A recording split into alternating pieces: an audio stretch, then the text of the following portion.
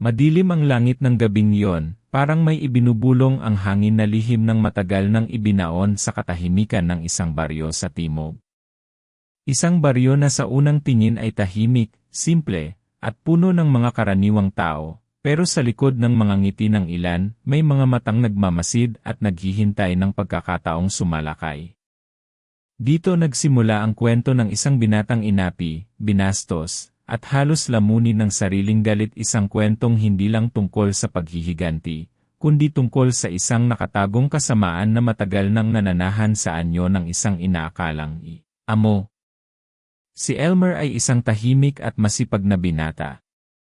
Galing siya sa isang mahirap na pamilya sa probinsya, at sa murang edad pa lang ay natuto na siyang magbanat ng buto para lang may maipadala sa kanyang inang may sakit. Nang marinig niya mula sa isang kapitbahay ang tungkol sa trabahong iniaalok ng isang mayamang babae sa kabilang bayan, isang trabahong may libreng tirahan, pagkain, at buwanang sahod, agad siyang lumuwas. Dala ang pag-asang makakatulong iyon sa kanilang pag-ahon. Ang pangalan ng amo niya ay Aling Sabel. Sa unang tingin, mukha itong karaniwang matandang may kaya, mabait sa panlabas, laging nakangiti, at magiliw kung magsalita. Pero kahit bago pa lang sa bahay, may napapansin na agad si Elmer na tila hindi pangkaraniwan. Palaging malamig ang bahay kahit tirik ang araw, parang may aninong sumusunod sa kanya sa mga hallway, at bawat gabi, naririnig niyang may kumakaluskos sa bubong na hindi maipaliwanag. Ngunit sa kabila nito, tiniis niya. Mahirap ang buhay at kailangan niya ng trabaho. Araw-araw, ginagawa niya ang lahat ng utos ni Aling Sabel, magsibak ng kahoy, maglinis ng bahay, mag-alaga ng mga hayop sa likod. Ngunit habang tumatagal, unti-unting lumilitaw ang tunay na ugali ng kanyang amo. Madalas siyang sigawan sa maliliit na pagkakamali, pinapahiya sa harap ng mga bisita, at pinagtatawanan ang kanyang simpleng pangarap. May isang pagkakataon pa na pinilit siyang maglinis ng madugong kwarto sa likod ng bahay, isang kwarto na mahigpit na ipinagbabawal niyang pasukin. Nang tanungin niya kung saan galing ang dugo, bigla siyang sinampal at sinabihang huwag nang mangyalam. Mula noon, naramdaman ni Elmer ang unti-unting paglamig hindi lang ng paligid, kundi pati ng mga tao sa bahay. Isang gabi, habang nagpapahinga siya sa maliit na kubo sa tabi ng bahay, may narinig siyang kaluskos sa gubat sa likod. Hindi ito ungol ng hayop kundi parang iyak ng bata. Nagdadalawang isip man, kinuha niya ang kanyang maliit na lampara at sinundan ang tunog. Sa ilalim ng punong balete, nakita niya ang isang batang tila sugatan, duguan, at takot na takot. Bago pa siya makalapit, biglang lumitaw si Aling Sabel mula sa dilim. Nakangiti ito, pero malamig ang mga mata. Hinila niya ang bata at sabay sabing, hindi mo dapat ito nakita, Elmer. Kinabukasan, parang walang nangyari. Walang bakas ng bata, ng dugo, o ng anumang kakaiba. Pero sa loob ni Elmer, may nabuhay na pagdududa at takot. Unti-unti siyang nagmasid. Sinundan niya si Aling Sabel sa gabi, at doon niya nasaksihan ang hindi niya kailanman inakalang totoo. Sa ilalim ng buwan, sa gitna ng dilim, nakita niya ang kanyang amo, hindi na mukhang tao, kundi isang nilalang na may mahahabang kuko, mapupulang mata, at lumilipad sa hangin. Isang aswang. Napaatras si Elmer sa takot, pero napagtanto niyang hindi siya basta-basta makakatakas.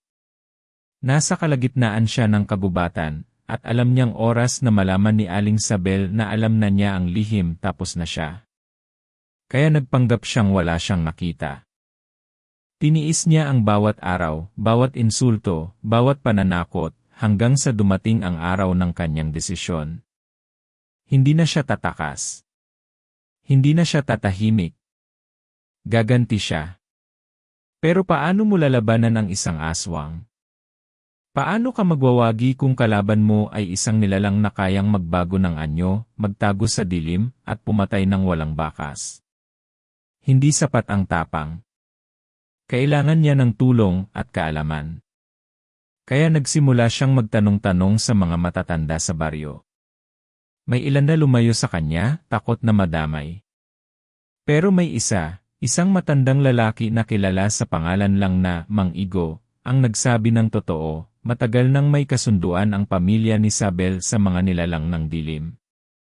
Kailangan nilang magsakripisyo ng laman ng tao upang manatiling mayaman, makapangyarihan, at buhay. Dito nagsimula ang tunay na laban ni Elmer. Sa bawat araw na lumilipas, unti-unti niyang inaaral ang mga orasyon, ang mga paraan ng pagprotekta sa sarili, at ang kahinaan ng mga tulad ni Aling Sabel. Ngunit hindi ito madali. Tuwing gabi, sinusubok siya ng takot. Naririnig niya ang bulong sa dilim. May umaaligid sa kanyang kubo. At isang gabi, nahuli siya ni Aling Sabel na may hawak na buntot pagi, isang bagay na alam ng mga aswang na panlaban sa kanila. Hindi mo na ako maluloko, Elmer, bulong ng kanyang amo, habang papalapit sa kanya, nagbabago ang anyo. Ngunit hindi siya umatras. Sa wakas, ang binatang inapi ay handa ng lumaban. Handa nang ibalik ang lahat ng sakit. Handa nang tapusin ang kasamaan na matagal nang nagkukubli sa anyo ng isang mapagpanggap na amo. Pero sapat ba ang kanyang lakas at kaalaman para makaganti? O siya rin ay magiging isa sa mga nawala ng tahimik sa gabi? Abangan ang kasunod. Dahil ang kwentong ito ay hindi lang basta kwento ng kababalaghan. Ito ay kwento ng isang taong pinaglaruan ng tadhana, at ngayoy handang hamunin ang dilim. Habang nakatayo si Elmer sa harap ng unti-unting nagbabagong anyo ni Aling Sabel, ramdam niya ang panginginig ng kanyang katawan. Hindi sa giniginaw siya, kundi sa tindi ng takot na pilit niyang nilalabanan. Ang isang taong matagal niyang pinagsilbihan, tiniis, at pinakitaan ng respeto ay isa palang nilalang na kumakain ng laman ng kapwa. Isa palang aswang. Ang mga biro ng mga kapitbahay dati, tungkol sa matandang hindi tumatanda, laging gising tuwing madaling araw, at may mga kakaibang bisita tuwing kabilugan ng buwan, lahat pala ay may bahid ng katotohanan. Alam mo na, ano, bulong ni Aling Sabel habang dahan-dahang lumalapit. Ang boses niya ay may bahid ng pangakit at pananakot. Akala mo ba makakaalis ka ng basta-basta? Hindi na kumibo si Elmer. Nanginginig ang kanyang mga kamay habang hawak ang buntot pagi na binigay sa kanya ni Mang Igo. Ngunit kahit may panangga siya, alam niyang kulang pa yon. Ang buntot pagi ay pansamantalang panlaban lang, hindi nito mapapatay ang isang tulad ni Aling Sabel. Kailangan niya ng mas malalim pang kaalaman, mas matibay na paniniwala. Biglang may narinig silang kaluskos mula sa labas ng bahay. Agad na napalingon si Aling Sabel. Sa isang iglap, naglaho ito sa dilim, parang usok na nilamon ng gabi. Naiwan si Elmer, habol ang hininga, nanlalambot sa takot pero buo ang loob. Alam niyang hindi pa siya handa, pero wala na siyang babalikan. Hindi na siya pwedeng umurong. Kinabukasan, umalis siya sa bahay ng maaga, dala ang ilang gamit, at tumungo muli sa kubo ni Mang Igo sa dulo ng gubat. Sa dami ng taon nitong pag-iisa, tila ba sanay na si Mang Igo sa mga nilalang ng dilim. Marami itong alam, pero hindi lahat ay sinasabi agad. Tila ba sinusukat muna nito ang tapang at determinasyon ng sinumang lumalapit sa kanya. Kaya mo ba talagang harapin yan, iho? Tanong ni Mang Igo, habang pinapainom siya ng mainit na salabat. Hindi basta-basta ang kaaway mo. Ang mga tulad ni Sabel, hindi lang basta kumakain ng laman, they feed on pain, takot, kahinaan ng loob. Hindi ko na po kayang tumahimik, sagot ni Elmer, mababa ang boses pero matigas ang loob. Marami na siyang nakuha. Hindi lang buhay ng tao pati dangal, kinabukasan. Hindi ako papayag na may sumunod pa. Tumango si Mang Igo, at mula sa isang lumang bowl ay inilabas niya ang isang makapal na itim na aklat. May mga pahinang napupunit, at ang ilang sulat ay tila isinulat gamit ang dugo. Yan ang lumang tala ng mga albularyong nauna sa akin, wika niya. Hindi lang basta orasyon ang laman niyan, nandyan ang kasaysayan ng bawat nilalang na naninirahan sa dilim. At si Isabel matagal nang nasa mga talaan. Ipinanganak siyang tao, pero isinumpa ng sariling kasakiman.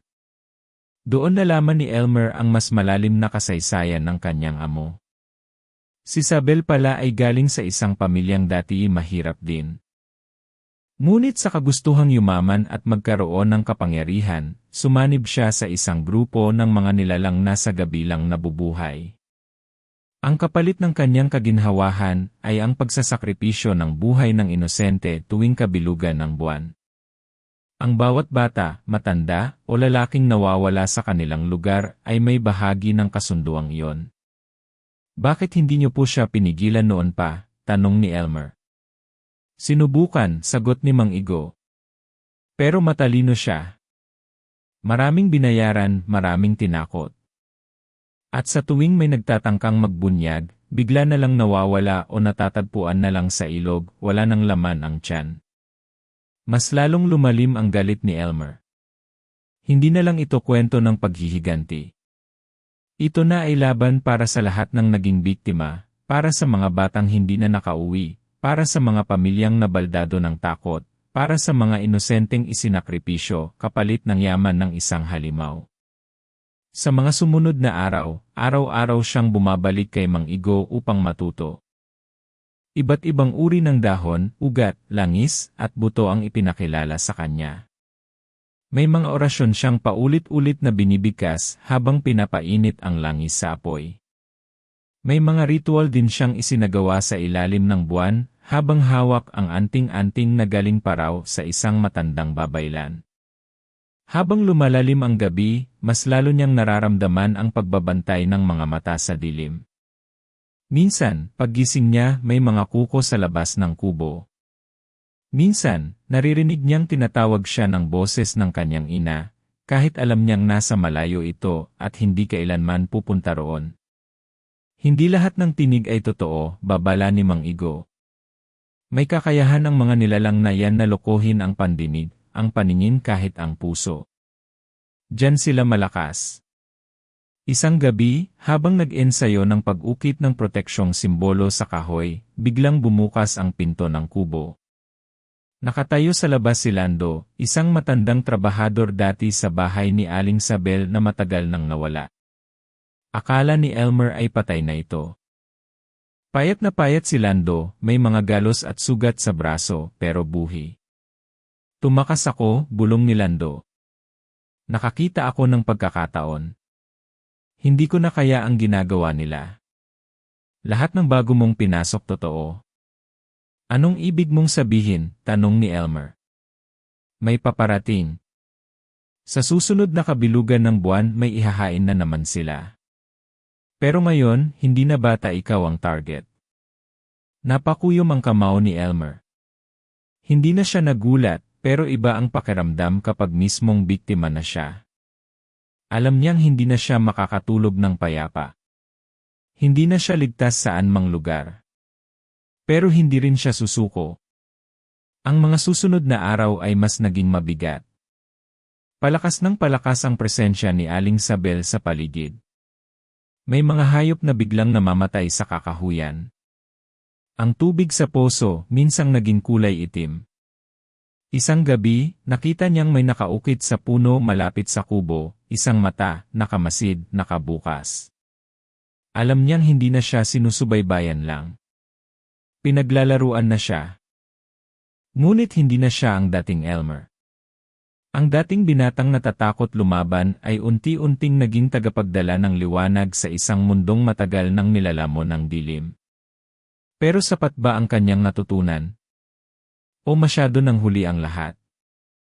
Abangan ang susunod na bahagi dahil sa gabi ng kabilugan ng buwan, hindi lang buhay ni Elmer ang nakataya, kundi ang kinabukasan ng buong baryo. Salamat! Handa na akong tumulong sa mga susunod na bahagi ng kwento kapag kailangan mo. Sabihin mo lang kung kailan mo gustong ipagpatuloy. Hindi mapakali si Elmer kinabukasan. Ang buong katawan niya ay pagod pero hindi siya makatulog ng maayos. Bumabalik-balik sa isipan niya ang mga huling sinabi ni Lando na siya na ang susunod. Ramdam niya ang bigat ng banta pero hindi niya inakalang ganito kabilis ang magiging galaw ng mga aswang. Ngayon, hindi na lang si Aling Sabel ang problema. Ayon kay Lando, may iba pa raw. May grupo sila. At kung totoo ito, hindi lang siya laban sa isa, kundi laban sa kabuuan ng isang kultong matagal nang nakatago sa simpleng anyo ng mga mababait na taga-baryo. Lumipas ang araw na halos hindi siya makausap. Si Mang Igo, kahit luma na ang katawan, ay muling naghanda ng mga anting-anting, orasyon, at mga panangga. Ibinigay niya kay Elmer ang isang maliit na supot ng pulbos, galing daw ito sa tuyong balat ng ahas na nakain ng aswang. Kapag sinaboy raw sa paligid, hindi makalalapit ang mga nilalang ng dilim. Hindi lang ikaw ang nasa panganib, iho, seryosong wika ni Mang Igo. Kahit ako, kahit ang mga hindi sangkot, pwedeng madamay kapag nagsimula na sila. Napaisip si Elmer. Hindi niya nais isama sa gulo ang ibang tao. Pero kung totoo ngang matagal nang pinagsasamantalahan ng mga aswang ang buong baryo, dapat nang malaman ng lahat ang totoo. Kaya't sa gitna ng gabi, nagtungo siya kay Kapitan Alvaro, ang pinuno ng kanilang barangay. Tahimik ang bahay ni Kap. Kumakatok pa lang siya, agad siyang binuksan ng pinto. Tila ba inaasahan na siya nito? Ngunit imbes na magulat o magtanong, malungkot ang naging tugon ng kapitan. Matagal na naming alam, Elmer, bulong nito. Pero anong magagawa namin? May mga anak kaming dapat protektahan. May pamilya kaming kailangan mabuhay. Hindi namin kayang labanan sila. Nanlamig si Elmer. Ibig niyo pong sabihin pinabayaan niyo silang mangbiktima?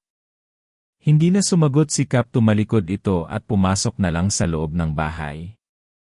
Naiwan si Elmer sa dilim, mas lalong nabigatan sa katotohanang ang mismong leader ng komunidad ay nagpikit mata na sa kasamaan. Ang sistema pala mismo ang pumapayag sa takot at pang-aabuso, kapalit ng katahimikan. Habang papauwi, may naramdaman siyang kakaiba. Parang may sumusunod sa kanya. Pabilis ng pabilis ang kanyang lakad, pero ramdam niyang hindi siya nag-iisa. Nang makarating siya sa isang masukal na bahagi ng daan, bigla na lang siyang binangga ng malamig na hangin, kasunod nito, isang anino ang mabilis na lumipad sa itaas. Hindi ka naligtas kahit sa liwanag, Elmer, bulong ng tinig mula sa kawalan. Tumakbo siya pauwi, habol ang hininga. Pagdating niya sa kubo ni Mang Igo, agad niyang isinaboy ang pulbos sa paligid at isinara ang mga bintana. Hindi niya alam kung gaano pa siya makakatagal. Pero ang sigurado, binuksan na niya ang pinto ng isang digmaang matagal nang isinasara ng lahat. Kinabukasan, may kakaibang balita sa baryo. Nawawala ang batang si Nico, isang 9 na taong gulang na anak ng tinderang si Aling Gilda. Huling nakita si Nico noong hapon sa may ilog, at simula noon, hindi na ito umuwi. Nagsimula na namang bumalot ang takot sa mga tao. Ngunit walang gustong magsalita. Lahat tahimik. Lahat natatakot. Si Elmer hindi na nakatiis. Kinausap niya si Aling Gilda at inilahad ang totoo. Aswang si Aling Sabel, anya, habang pinipigil ang panginginig ng boses. At hindi lang siya. May iba pa silang kasama. Hindi agad naniwala si Aling Gilda. Pero nang ilabas ni Elmer ang kwento ni Lando, ang mga ritual, at ang mga kakaibang tunog at pangyayari sa bahay ni Sabel, napaiyak na lang ito. Hindi dahil sa takot lang, kundi sa panghihinayang, dahil alam niyang wala nang babalik sa kanyang anak. Sa gabi ring iyon, nagdesisyon si Elmer na magsagawa ng mas matapang na hakbang. Babalikan niya ang lumang bodega sa likod ng bahay ni Aling Sabel, ang lugar na pinaghihinalaan niyang pinaglulugaran ng mga ritual. Minsan niya nang nakita ang loob nito, pero hindi pa niya yon napagmasdan ng maigi. Madilim at tahimik ang paligid. Hawak ang lampara at supot ng pulbos, dahan-dahang pumasok si Elmer sa bakuran. Bawat yapak ay parang binabantayan ng mga mata sa kadiliman. Nang makapasok siya sa loob ng bodega, naamoy niya agad ang matapang na halimuyak ng dugo at bulok na laman. Sa sulok, may altar na yari sa kahoy, may mga larawang nasunog ang mukha, at sa gitna ng mesa, may maliit na palanggana na puno ng itim na likido. Lumapit siya, nanginginig, at may nakita siyang isang laruan, ang laruan ni Nico. Hindi na siya nag-alinlangan. Kinumpirma nito ang kanyang kinatatakutan. Ngunit bago pa siya makalabas, may narinig siyang boses sa kanyang likuran. Ang tapang mo, Elmer. Pero masyado kang mapusok. Paglingon niya si Lando. Ngunit iba ang itsura nito. Maputi ang mga mata, matalim ang ngiti, at ang kanyang mga daliri, mahahaba, parang kuko ng hayop. Hindi ka nakatakas, bulong ni Elmer. Umiling si Lando. Hindi ako kailanman nakatakas. Pinabalik lang ako bilang bitad. Nanlaki ang mga mata ni Elmer habang unti-unting lumalapit si Lando. Ramdam niya ang bawat pintig ng puso, bawat hibla ng takot na unti-unting bumabalot sa kanyang katawan. Tumakbo siya palabas, halos mabitawan ang lampara. Sa paglabas niya sa bodega, sinalubong siya ng sigaw, sigaw ng isang taong nasa loob ng bahay. Si Mang Igo. Dali-dali siyang tumakbo pabalik. Ngunit sa kanyang pagdating, huli na. Nakasabog ang gamit. Wala si Mang Igo. At sa dingding ng kubo, may nakasulat sa dugo, tumigil ka na o ikaw ang isusunod. Napaluhod si Elmer. Hindi dahil sa takot, kundi dahil sa sakit. Unti-unti nang nauubos ang mga kakampi niya. Ngunit habang nakatitig sa sulat sa pader, may nabuo sa kanyang isipan. Hindi siya titigil. Hindi na ito tungkol sa kanya. Hindi lang ito kwento ng isang binatang inapi ng kanyang among aswang. Ito na ang simula ng isang digmaan para sa kaluluwa ng buong baryo. At sa susunod na gabi ng kabilugan ng buwan, hindi na siya ang magiging biktima. Abangan. Magdamag na hindi nakatulog si Elmer. Nakaupo siya sa harap ng nagliliyab na apoy sa gitna ng madilim na gubat, tahimik at walang imik, habang pinipigil ang panginginig ng kanyang mga kamay. Sa isang sulok ng kanyang isipan, muling bumabalik ang tanong, bakit siya pa?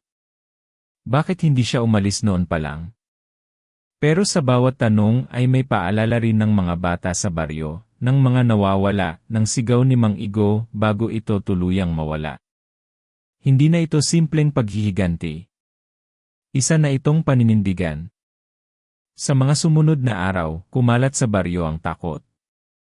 May mga hayop na nawawala, may mga bakas ng dugo sa ilog, at ang mga matatanda ay muli na namang nagsindi ng insenso sa harap ng kanilang mga pintuan. Hindi man tahasang sinasabi, ramdam ng lahat na may nagbabalik na panganib. Pero walang gustong kumilos. Tahimik ang lahat. Nagtutulungan sa pananahimik, sa pag-asa na hindi sila mapansin. Habang ang buong baryo ay nakabalot sa takot, si Elmer naman ay abala sa paghahanda. Sa tulong ng mga natutunan kay Mang Igo, nag-ukit siya ng mga anting-anting sa kahoy. Tinuruan din siya ng ilang orasyon mula sa lumang aklat na iniwan sa kanya. Bagamat kulang pa ang kanyang karanasan, alam niyang hindi niya kakayanin kung walang armas, kahit espiritual lang. Isang hapon, habang naglalakad siya sa kakahuyan papunta sa isang lihim na kuweba kung saan madalas magdasal si Mang Igo, may nakita siyang pamilyar na anyo, isang bata, basa ang damit, nakayuko, at tila nang hihina. Nilapitan niya ito, dahan-dahan. Nico, tanong niya, puno ng kaba. Tumango ang bata, nanginginig. Tumakas po ako, ayaw ko na po doon, muntik nang maiyak si Elmer. Buhay si Nico. Hindi niya akalaing may makakaligtas pa. Ngunit bago pa niya maabot ang bata, biglang nag-iba ang ihip ng hangin. Ang mga dahon sa paligid ay nagsimulang gumalaw kahit walang malakas na hangin. Ang pakiramdam niya'y parang may humihigop ng lakas sa paligid. Hindi ka dapat andito, bulong ng tinig mula sa likod niya. Paglingon niya, naroon si Aling Sabel. Hindi na ang anyo ng isang matandang magalang at mayabang, kundi isang malamig na mukha na puno ng kasinungalingan at kasakiman. Mapupula ang mga mata nito. May bahid ng itim ang kanyang balat. At sa bawat hakbang nito, tila ba lumalamig ang lupa. Isasauli ko na ang bata, malamig na wika ng matanda. Isang pagkakataon, Elmer. Umalis ka na. Kalimutan mo na ang lahat. Hindi ko to ginagawa para lang sa kanya, sagot ni Elmer. Hindi lang siya ang nawala. Hindi lang ako ang pinatay mo ng buhay. Napangisi si Aling Sabel. Anong alam mo sa sakripisyo? Gabi-gabi, lumuluhod ako sa mga nilalang ng dilim para lang manatiling buo ang mga pader ng baryong to. Kung hindi sa amin, matagal nang nilamon ang lugar na to ng gutom, gulo, at kahirapan. Nasa anong punto naging tama ang pagpatay ng bata para lang mabuhay ang isa? Tugon ni Elmer, lumalalim ang boses. At kung ganun man ang sistema, panahon ng wasakin yon. Saglit na katahimikan. Tila ba nagbabadya ng unos ang paligid? At sa isang iglap, nagdilim ang langit. Kumulog. Lumamig ang hangin. Mabilis na sinunggaban ni Aling Sabel si Nico, pero napaurong ito ng sabuyan ni Elmer ng pulbos mula sa kanyang supot. Umatras ang aswang, tila nasugatan sa usok na umaligid sa paligid. Sige, sambit ni Aling Sabel, palalim ng palalim ang boses. Kung yan ang gusto mo, pagbabayaran mo ito. Bago pa siya makalapit muli, nagliwanag ang lupa sa paligid ni Elmer. Isinulat niya roon ang mga orasyong pinasa ni Mang Igo gamit ang dugo mula sa kanyang palad. Isa itong sinaunang panangga na panandaliang nagpapahina sa mga nilalang ng dilim. Umalinggaw ang sigaw ng aswang habang umiikot sa hangin. Mula sa kalayuan, naririnig na ni Elmer ang mga huni ng mga uwak, isang masamang palatandaan. Hindi na siya nag-aksaya ng oras. Binuhat niya si Nico at tumakbo palayo sa kakahuyan. Ngunit habang tumatakbo, ramdam niyang hindi lang isa ang sumusunod sa kanya. May mga aninong gumagalaw sa paligid. Parang may 11, 12 nilalang na lumilitaw mula sa lupa at anino. Ito na ang kulto. Ang grupo ng mga aswang na binanggit ni Lando na ngayoy pinaliligiran siya. Nakarating siya sa isang lumang balon sa gitna ng masukal na lugar na minsang sinabi ni Mang Igo na sagrado, bawal lapitan ng sinumang nilalang ng dilim. Doon niya inilapag si Nico, at sa paligid nito ay naglatag siya ng abo, asin, at durog na dahon ng saging na may orasyon. Nagdasal siya. Buong puso. Hindi na ito simpleng ritual. Hindi na ito tungkol sa anting-anting. Tila ba bawat salita ay sigaw ng kaluluwa, bawat luha ay alay sa mga nawalan ng pag-asa. At habang ginagawa niya ito, nagsimulang manginig ang lupa.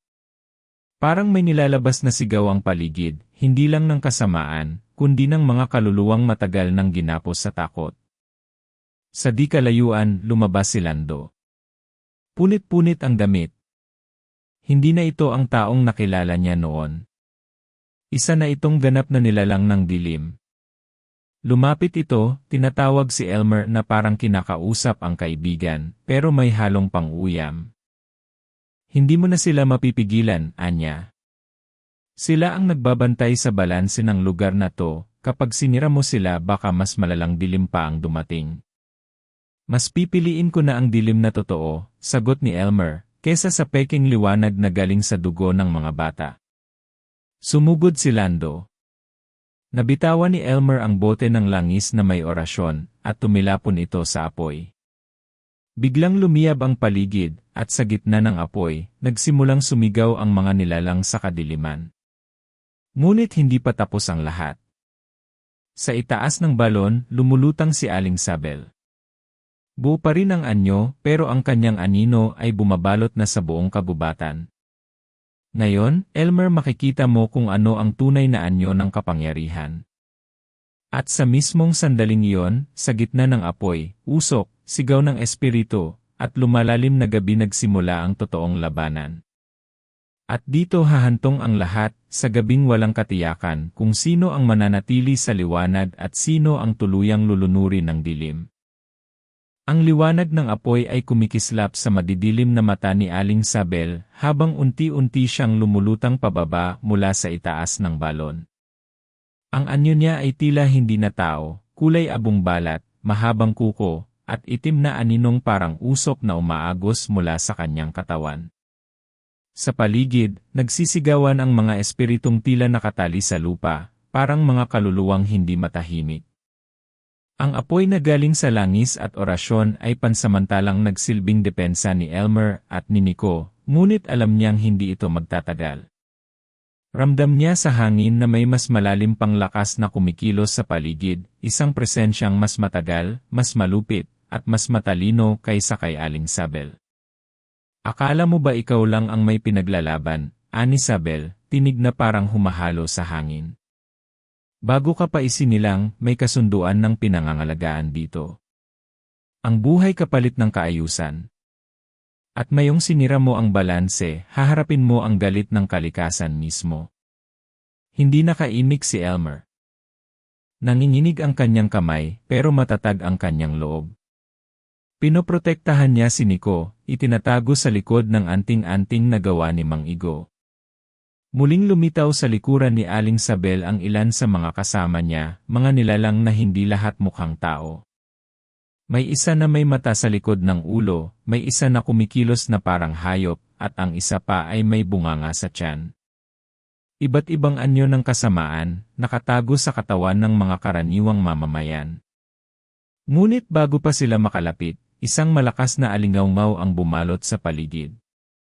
Napahinto si Sabel. Napatingin din si Elmer. Mula sa gubat, may lumalapit. Mabagal. Mabigat ang bawat hakbang. At sa liwanag ng buwan, lumantad ang isang figurang matagal nang inaakala ni Elmer na patay, si Mang Igo. Ngunit may kakaiba na rito. Nakaitim ito, may mga ukit sa kanyang mukha at braso, at sa kanyang mga mata ay may malamlam na liwanag na parang nagmula sa ilalim ng lupa. Tahimik lang siya habang lumalapit, hawak ang isang itim na baston na may ukit ng mga sinaunang simbolo. Hindi ko na dapat pang bumalik, anya, tinig na halos bulong ngunit malinaw sa lahat ng naroon. Pero may isang bagay kay Elmer, isang liwanag na hindi kayang patayin, kahit ng pinakamatinding dilim. Hindi na nagsalita si Sabel. Tila ba kinikilala niya si Mang Igo, ngunit may halong pagdududa at paggalang. At dito biglang nagbago ang ihip ng hangin. Gagamitin mo ang sigid, Igo? Tanong ni Sabel, bahagyang tumatawa. Ang huling sandata ng mga babaylan. Hindi mo ba naisip kung sino ang kailangang ialay para gumana yon? Nagtama ang tingin ni Elmer at ni Mang Igo. Hindi siya nagsalita, pero alam niyang may malalim na bagay na ikinukubli ang matanda. Isang bagay na posibleng baguhin ang lahat. Hindi mo kailangang magsakripisyo, wika ni Elmer. May ibang paraan. Wala nang ibang daan, Hijo, sagot ni Mang Igo, habang inilalagay ang baston sa gitna ng bilog na may mga orasyon. Ang kasamaan na to ay hindi mo matatalo gamit lang ang galit. Kailangan ng paglilinis at upang gawin yon, kailangang ibalik sa simula ang sigla ng lupa. Biglang dumilim ang paligid. Nawala ang apoy. Tumigil ang hangin. Lahat ay napalibutan ng malamig na katahimikan. Hanggang sa unti-unting umangat ang lupa sa ilalim ng baston ni Mang Igo. Mula roon ay lumabas ang hugis ng isang lumang altar, bato, may mga ukit ng mga sinaunang baybayin, at sa gitna nito ay may maliit na sisidlan. Anong ginagawa mo? Sigaw ni Elmer. Pero bago pa siya makalapit, hinawakan siya ni Mang Igo, at mahigpit na nagsalita, kung mahal mo ang lugar na ito, kung ayaw mong matulad sa mga baryong nilamon ng kasamaan, huwag kang makialam. Sa huling pagkakataon, ako ang maglilinis. Mula sa mga punong kahoy, nagsimulang dumugo ang mga dahon. Ang hangin ay may amoy ng bulok na laman. Lumilitaw na ang buong kulto, hindi lang sila aabot sa 10, kundi higit sa 20, bawat isa'y may dalang anino at kasaysayan ng kasamaan. Palibot na nila si Elmer at si Nico. At sa gitna nito, si Isabel, nakataas ang mga kamay, parang tinatawag ang isang bagay mula sa ilalim ng lupa. At doon nangyari ang hindi inaasahan. Bumukas ang lupa. Mula roon ay lumabas ang isang halimaw na hindi pa nakita ni Elmer, kahit sa pinakamasasamang panaginip. Isang dambuhalang nilalang, may mga mukha sa tiyan, may mga kamay sa likod, at sa gitna ng dibdib nito ay isang mata na kumikislap ng pulang liwanag. Ito raw ang tagapangalaga ng kasunduan, ang nilalang na tinatawag na lakban, ang pinuno ng mga aswang sa rehiyon, at ang tunay na dahilan kung bakit walang umaalis o lumalaban sa mga katulad ni Isabel. Siya ang dahilan kung bakit mayaman ang lugar na ito, ani Isabel habang nakangiti. Bawat patak ng dugo, bawat sigaw ng bata, ay alay sa kanya. At ngayon, gusto ninyong sirain yon? Hindi na kinaya ni Elmer ang pananahimik. Tumayo siya, kahit nanginginig, at inilabas ang huling bote ng langis na may orasyon. Hindi lahat ng yaman ay ginto, sigaw niya. At hindi lahat ng katahimikan ay kapayapaan. Hinagis niya ang bote sa dambuhalang halimaw. Sumabog ito sa dibdib nito. Sumigaw si Lakban, at sa kanyang sigaw ay nagsimulang gumalaw ang buong paligid. Ang lupa'y parang nabuhay. Ang mga puno'y nagsimulang gumapang. Ang mga espiritu ng mga bata ay lumitaw mula sa paligid, nakapalibot sa altar. Umiiyak. Nananawagan. At sa gitna ng kaguluhan, dumilim ang paningin ni Elmer. May narinig siyang boses. Hindi galing sa labas, kundi sa loob ng kanyang isipan. Kung gusto mong matapos ito, ibigay mo ang sarili mo. Napakuyom siya. Puno ng luha ang kanyang mata. Ngunit bago siya makasagot, tumindig si Nico at tumingin sa kanya. Huwag ka, anang bata. Ikaw ang kailangan naming ilaban. At sa huling segundo ng gabing iyon, isang puting liwanag ang biglang sumiklab mula sa altar. Hindi pa tapos ang laban. Ngunit nagsimula ng mabasag ang balanse sa pagitan ng liwanag at dilim. At kung sino ang matitira pagkatapos ng gabing ito ay magpapasya kung may kinabukasan pa ang baryo. Abangan. Nang sumiklab ang puting liwanag mula sa altar, sandaling nabalot ng katahimikan ang buong kagubatan. Ang mga sigaw ng mga espiritu, ang alinggaw ng mga aswang, at ang boses ni Aling Isabel, lahat ay naputol. Tila ba may pumutol sa koneksyon ng dilim sa mundo ng mga tao? Si Elmer, bagamat nanghihina, ay naramdaman ang biglang paggaan ng hangin, ang pag-angat ng liwanag sa paligid. Ngunit hindi pa tapos ang lahat. Hindi pa ito tagumpay. Sa gitna ng altar, lumitaw ang isang figura. Isang babae na balot ng puting liwanag, ang mga matay mapayapa, ngunit matalim. Ang kanyang tinig ay kalmado, ngunit bawat salita ay tila tumatagos sa kaluluwa. Matagal nang dapat pinutol ang kasunduang ito, anya. Ngunit walang naglakas loob. Hanggang ngayon. Napatingin si Elmer kay Mang Igo, na ngayon ay nakaluhod na, halos mawala ng lakas. Nakalapat ang mga kamay nito sa lupa, at tila ba hinuhugot na lang ang hininga mula sa pinakapusod ng kanyang paniniwala. Anong nangyayari? Tanong ni Elmer, halos pabulong. Ang liwanag na yan, sagot ni Mang Igo, ay si Inang Kalikasan. Isa siya sa mga huling espiritong nagbabantay sa balanse. Ngayon lang siya muling nagpakita, dahil ngayon lang may tumindig ng buong tapang. Sa paligid, nagsimula ng umurong ang mga aswang. Ang ilan ay sumisigaw, ang iba naman ay nagkakandahulog sa lupa, parang nasusunog sa ilalim ng liwanag. Si Lakban, ang dambuhalang nilalang, ay nagsimulang umatras, ngunit bago siya tuluyang makatakas, itinutok ni Inang Kalikasan ang kamay niya rito. Sa ngalan ng mga inosente, binabasag ko na ang kasunduang ito. Sumigaw si Lakban, isang tunog na punang galit at takot. Sa isang iglap, gumuho ang lupa sa ilalim nito at nilamon siya ng dilim. Kasabay nito, ang mga kasama ni Isabel ay nagsimulang matunaw, parang usok na tinatangay ng hangin. Ang huling tinig na narinig ni Elmer mula sa kanila ay hindi sigaw ng galit kundi iyak ng pagkatalo. Ngunit si Aling Isabel ay hindi pa sumusuko.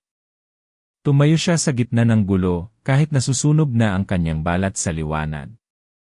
Tila may hinugot siya mula sa kanyang dibdib, isang itim na bato, kumikislap ng kakaibang enerhiya. Hindi pa tapos, sigaw niya. Hanggat may takot, hanggat may puot, mananatili kaming buhay. Bago pa man siya makalapit kay Elmer, iniharang ni Mang Igo ang kanyang sarili. Walang armas, walang anting-anting, kundi sarili lang niya ang kanyang sandata. Ito na ang wakas mo, Isabel, bulong ni Mang Igo. Itinulak niya ang sarili sa bato ni Isabel, at sa mismong sandaling nagtagpo ang katawan niya, at ang itim na bato, sumabog ang isang matinding liwanag. Napaatras si Elmer at si Nico. Nang bumalik ang tanaw, pareho nang wala sina Mang Igo at Aling Isabel. Ang lugar kung saan sila tumayo ay naging abo. Tahimik. Payapa. Walang iniwang anino. Wala ng kulto. Wala nang sigaw ng halimaw. Wala na si Isabel. Si Elmer ay lumapit sa altar.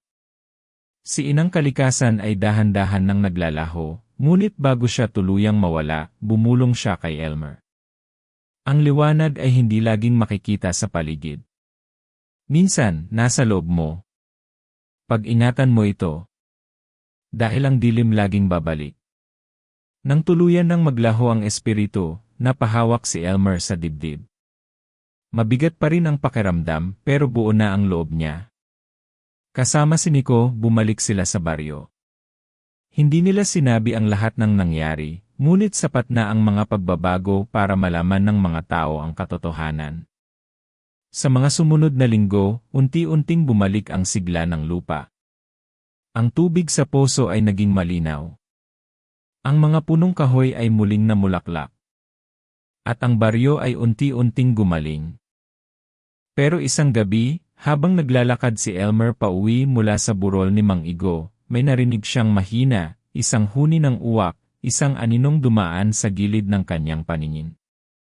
Napahinto siya. Sa lilim ng punong nara, may nakita siyang maliit na bagay na kumikislap. Isang piraso ng itim na bato gaya ng ginamit ni Aling Isabel. Napakuyom ang kamay ni Elmer. Alam niyang tapos na ang laban. Pero hindi pa ang digmaan. Ang dilim ay marunong maghintay. At baka sa ibang panahon, sa ibang anyo bumalik ito. Ngunit sa ngayon, sa gabing iyon, may katahimikan sa baryo. Isang uri ng katahimikang may kasamang pag-asa. Hindi perpekto, hindi ganap na ligtas pero totoo. At sa kanyang paglalakad pa uwi, narinig niya ang mga batang muling tumatawa, mga magulang na muling nagtatanim, at mga bituin na muling lumiliwanag sa langit. Sa wakas, may liwanag na muling bumalik sa baryong minsang nilamon ng dilim. Ngunit sa ilalim ng lupa may mga mata pa ring nakadilat. Tahimik. Naghihintay. At ang kwento ng binatang inapi ng among aswang ay hindi pa pala tapos. Makalipas ang ilang linggo mula nang gumuho ang kulto ng mga aswang at maglaho si Aling Isabel, unti-unting bumalik ang tahimik na takbo ng buhay sa baryo. Ngunit hindi na ito tulad ng dati. Hindi na ito baryong bulag at tahimik sa harap ng kabuktutan. Ang mga tao, bagamat hindi alam ang buong detalye, ay nagsimulang magtanong. Nagising sila sa katotohanang matagal na pala silang nabubuhay sa ilalim ng takot. At si Elmer, ang binatang inapi at pinagmalupitan ng kanyang among aswang, ay hindi na basta kargador lang. Sa mata ng mga tao, isa na siyang tagapagtanggol. Tahimik, hindi naghahanap ng papuri, pero andun tuwing kailangan siya. Kasama ni Elmer si Nico sa bagong tirahan na itinayo sa gilid ng lumang lupa ni Mang Igo. Ang lugar ay pinaayos ng ilang taga-baryo bilang pasasalamat. Si Elmer na rin ang nagpatuloy ng mga kaalamang iniwan ng matandang manggagamot, ang mga anting-anting, dasal, at pangontra. Marami ang lumalapit sa kanya hindi lang para magpagamot kundi para rin magtanong tungkol sa nakaraan. Pero madalas, pinipili na lang niya ngumiti at sabihin, basta ngayon, ligtas na tayo. Ang mga nawawalang bata ay inalala sa pamamagitan ng isang maliit na dambana malapit sa ilog, kung saan maraming pamilya ang nag-aalay ng kandila gabi-gabi. Doon nila binibigkas ang mga pangalan ng mga nawawala, bilang pagkilala sa mga inosenteng buhay na naging bahagi ng kasunduang pinutol ni Elmer. Hindi naging madali ang lahat. May mga gabi pa rin na binabangungot si Elmer. May mga gabi na naririnig niya ang sigaw ni Mang Igo, o ang boses ni Sabel na parang hangin sa likod ng kanyang tenga. Pero sa bawat pagdapo ng dilim, natututo siyang magtiwala sa liwanag na nasa loob niya. Hindi na niya kailangan ang mga orasyon para maramdaman ang lakas, nasa puso na niya ito.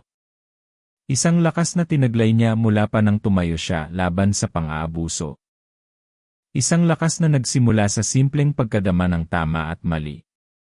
Si Nico naman, bagamat tahimik at tila may iniinda, ay unti-unti ring bumabalik sa normal.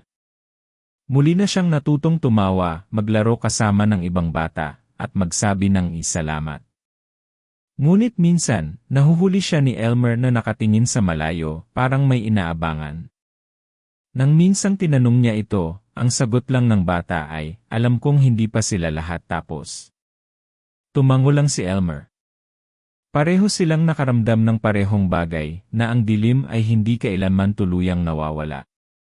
Pero hindi na rin ito makapangyarihan kung may taong handang tumayo at lumaban.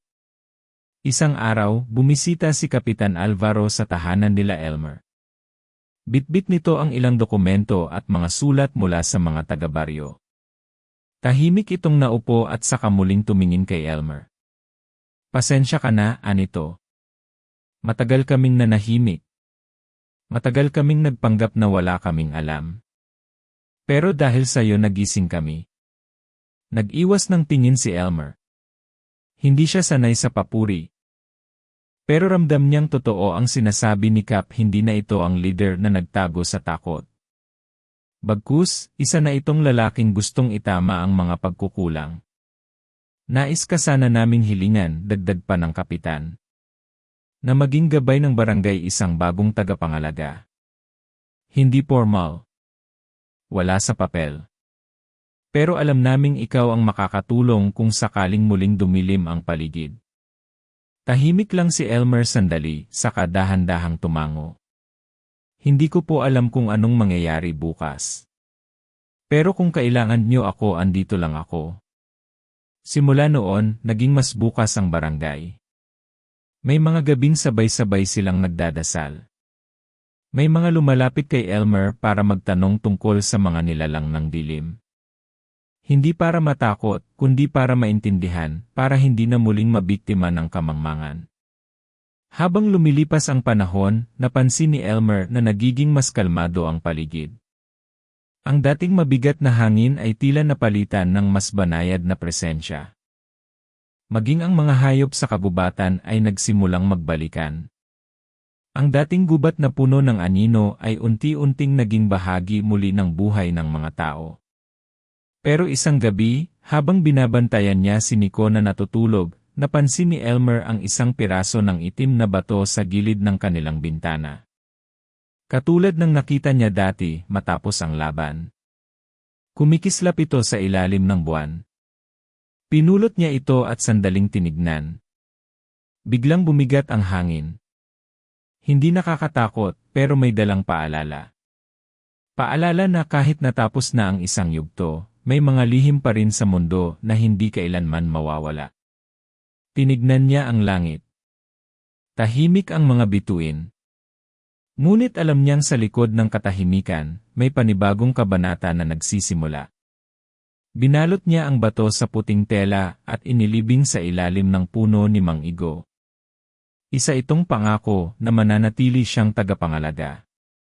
Hindi para sa kapangyarihan, kundi para sa kapayapaan. Sa mga darating na araw, maraming bagong mukha ang dumating sa baryo. Mga dayo, mga bagong pamilya, mga taong naghahanap ng bagong simula. At sa bawat paglalakad nila sa kalsadang minsang diniliman ng kasamaan, may isang kwento na palaging binubulong ng hangin, ang kwento ng binatang inapi ng among aswang na hindi lang lumaban, kundi naging ilaw sa mga panahong wala nang umaasa. Ang kanyang kwento ay isa sa katapangan, pasensya, at paniniwala na kahit sino pa tayo, kahit gaano kabigat ang pinagdaanan natin, palaging may pagkakataon tayong pumili. At kapag pinili nating lumaban para sa tama, palaging may liwanag na babalik. At doon natapos ang kwento ni Elmer, hindi bilang bayani sa libro, kundi bilang tunay na tao. Isang simpleng lalaki na nagsimulang alipin, naging biktima, at sa huli naging tagapagligtas. Sa isang baryong minsang nilamon ng dilim, may binatang lumaban at nagdala ng liwanag. At sa bawat gabing may buwang bilog, palaging may tanong sa hangin, may nagbabantay pa ba sa tin? At minsan, ang bantay ay isang taong minsan ding naging biktima.